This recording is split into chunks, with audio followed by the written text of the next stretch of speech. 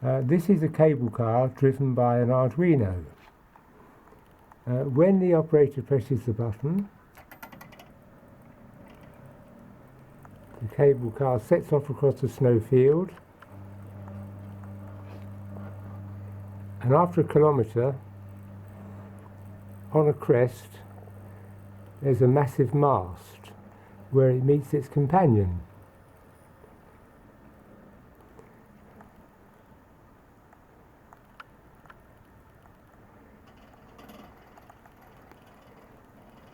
Then it carries on across the snowfield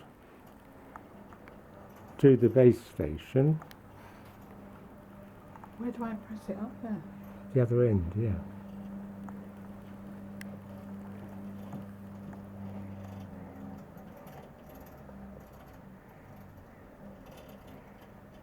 Now? After the passengers have got off and got on and all that business, the operator presses the button again.